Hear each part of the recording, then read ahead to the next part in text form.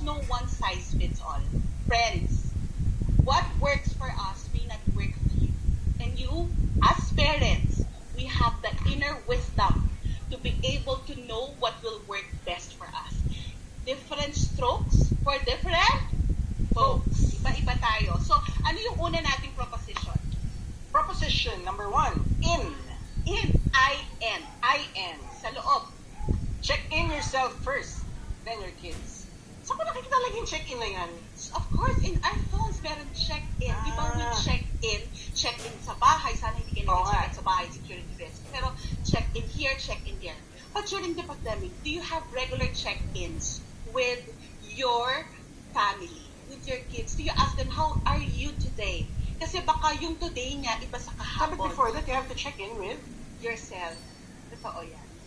Check-in ba tayo sa sarili natin? minsan. Our prayer time and our quiet time. That's why even though Yeah. we're home and harried, the harmony is really checking in ourselves. Yeah, We cannot give what we don't have. Correct. So even if we ask, kumusta ka? How are you? Tanungin natin sa sarili natin, look in the mirror.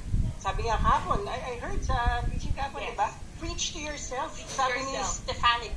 Okay. Yeah, preach If yourself. we're not well, ito lang, just a warning, friends. Yeah. In the sessions that I've been conducting during this lockdown, Tama. many questions of parents. Bakit po anxious yung anak ko? Ayaw niya mag-online learning. Takot na takot po yung anak ko. Ito yung favorite kong tanong, Mommy, Daddy, kumusta naman po ang emotional state nyo? Kasi baka hindi natin there's this quote that I use whenever I teach family system. The family is under one emotional skin. Dugtungan niyo yung statement ko. Anong ibig sabihin ng emotional skin? Sakit ng kalingkingan, dama ng buong pakifill up dyan sa inyong chat box sa ating buga. Walang price, Dama syempre, ng pero at least buong katawan. Dama ng buong katawan. So, you realize that the family is under one emotional skin. So, tayo kaya kailangan, we cannot give what we don't have. Check where you are in this pandemic. If you are anxious, address yourself first before you address the whole family. You don't need to pretend that you're strong. You just need to make your kids see that you are also affected, but you are trying to be well. I think they will appreciate a more real person than someone faking that they are well. They're looking for authenticity. Yes, they're looking for realness, and the kids know that. That's the first one. Don't forget, check in yourself first. First mindset. Second Second mindset. mindset. Number 2, second mindset. 4, it's a clarity of the why.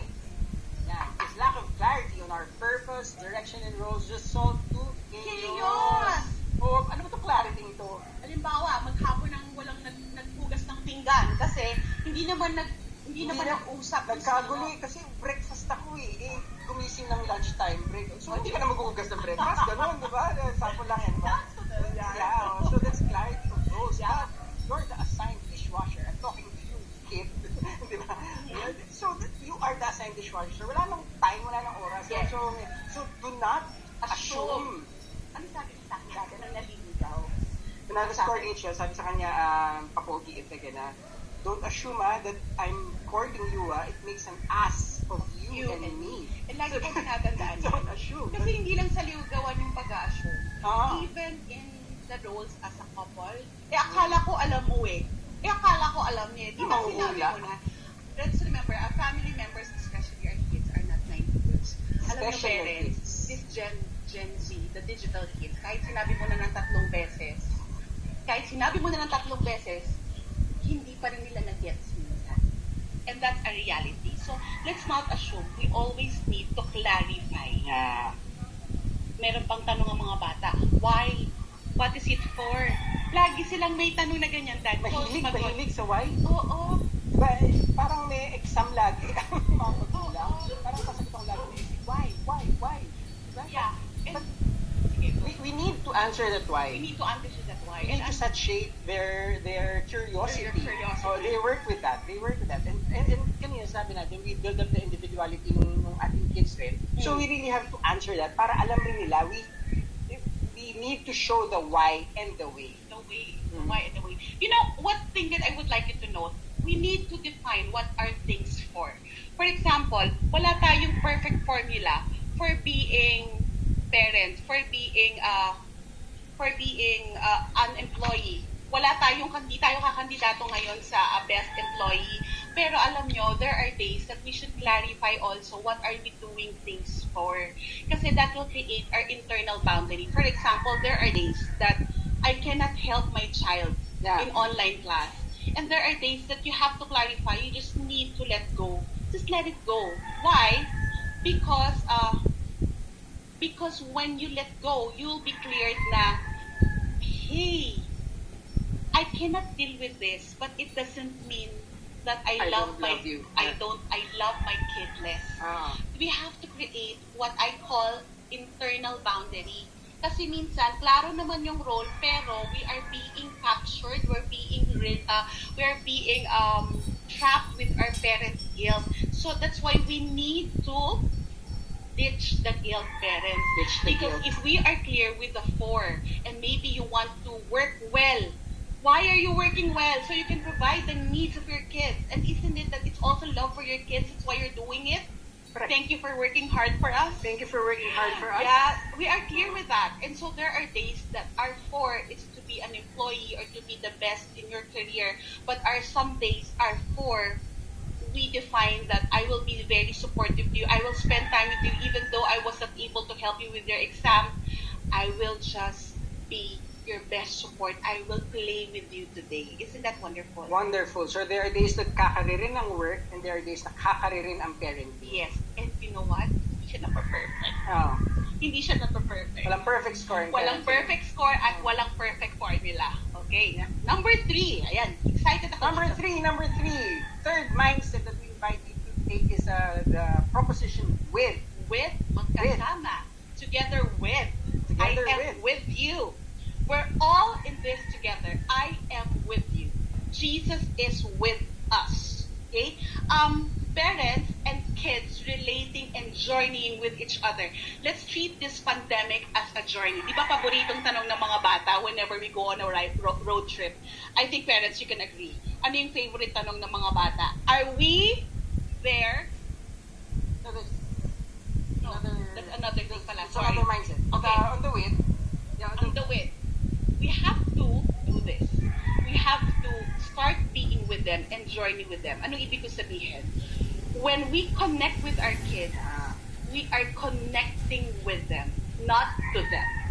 When we're conversing with our kids, tayong dalawa equal.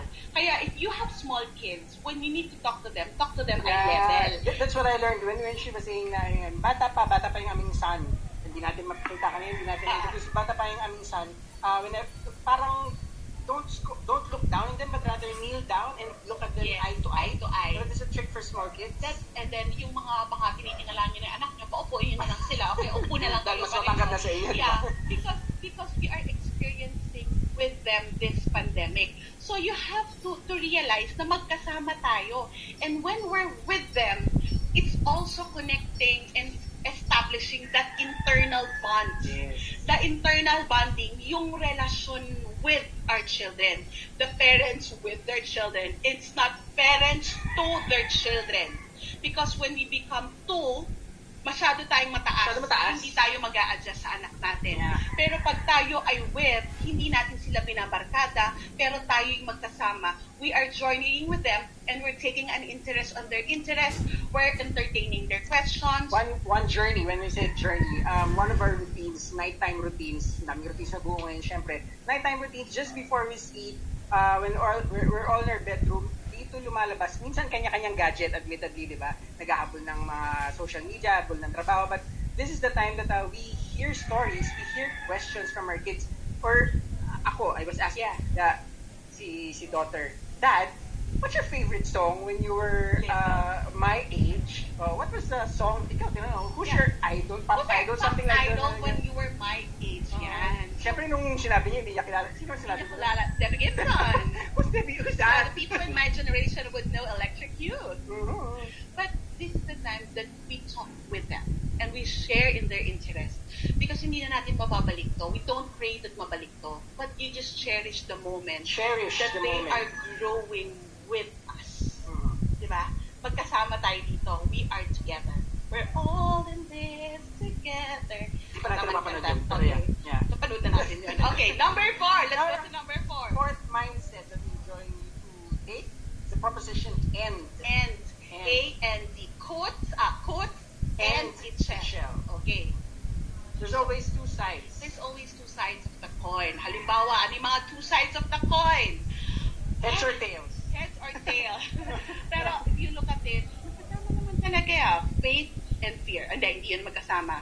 Perfection and imperfection. Yeah. Work and family. Career and parenting. Blessing and burden. Possibilities and problem. Laging may ganon. Are this polar? No, ang polarities magkahiwalay. Pero ito, package din. Parang minsan, pag may nagregalo sa'yo ng gift pack, may item ka na gusto, may item kang hindi. Okay?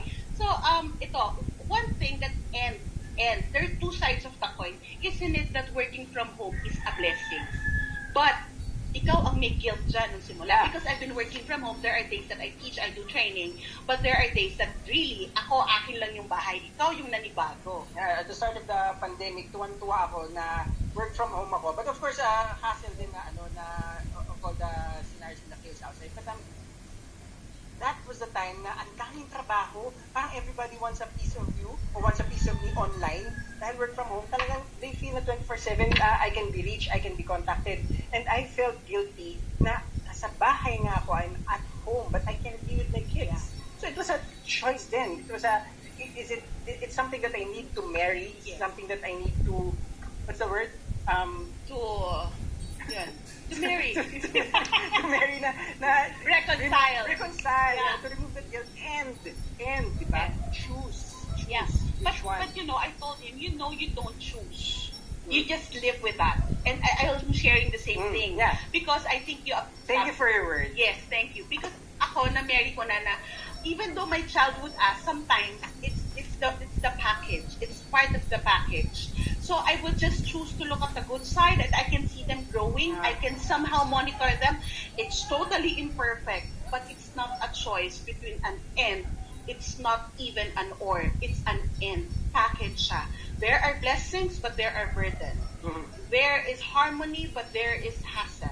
So we need to decide between two things, but we just need to harmonize our best choice. Harmonize, because there are days that we harmonize what is true for us, but there are days na hindi ko magawa yun. I cannot be the best dad, as you said, but ako rin, I cannot be the best mom. But we tell each other, this is it. And we are here. And it's not an or. Life, it's about that. Work from home. So ngayon, nag-air kami sa inyo, pero meron kaming mga chaos outside, meron kaming imperfections in our setup, but that's an end. That's part of the package. And I'm sure lahat kayo, can you put there in your comment section, what is it that you realize that's part of your package? Something you're grateful for, but something you're half-assed about. I'm sure maraming parents, yung work from home plus learning from home, that's more than this one. But you know what? There is beauty amidst that burden of ours. Okay? Amidst the burden. Yes. Okay. Okay, ito, favorite ko to. Favorite mo to because this mindset, when we have kids, syempre, ito yung tanong mo kanina, diba? Yeah. The fifth mindset that we invite you to take is the proposition yet. Mm-hmm. Focus on the process, but, at least sabi mo kanina, diba? Ano yung paboritong tanong ng mga bata when we're doing road trips? Or when we have plane trips and all? What's that favorite question? Especially pag maliit, mga toddler. Board na, are we there yet? I think there's a question in the Q&A before and how to manage our kids' boredom. Boredom is really a developing process. Hindi yan automatic na nagagawa. And kahit naman tayo, naboboard tayo. Pero alam nyo, kahit naman tayo, we are not done with our process. Yeah. That's why the important mindset here is yet. We have to consider yet. Can you spell it with us? Y-E-T. Diba sabihin natin, anak, not yet. My love, mahal, not yet. Maybe, are you done? Yet. Not yet. Are you done yet? Are you finished yet? Yeah. Are we there yet? Not yet. So it shows progress. It shows process leading to progress. Hopefully leading to progress. So your kids might be well now, but yet along the way, yes.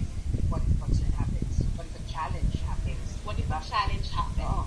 And I would like you to this is something that I learned. When I first started taking yoga, it's about progress, not perfection. Progress, Sa not buhay. perfection.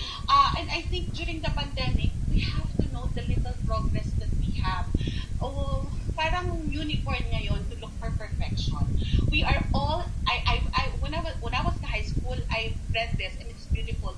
We are all in the process of becoming more like Jesus, becoming the best version of who we are. So alam po yung ibang parents, bakit yung anak ko hindi pa niya mag-gets? Not yet. Not yet. Bakit yung anak ko hirap na hirap siya sa math? Not yet. Practice pa more. So be patient. There's a quote that I think each of us parents, be patient. God is not through with me yet. I think if the kids can really say this to us, sabihin, Mom, Dad, sandali, di ba? I'm not through with you yet. I'm progressing. Mm-hmm. So, sometimes, ito, practical, di ba? We ask our kids to do this chore. We say it once, and we somehow expect na nakuha nila Nag-gets agad. nila. Oo, nag-gets ka agad. Sorry, hindi nila na-get. Oo, and we're asking for perfection.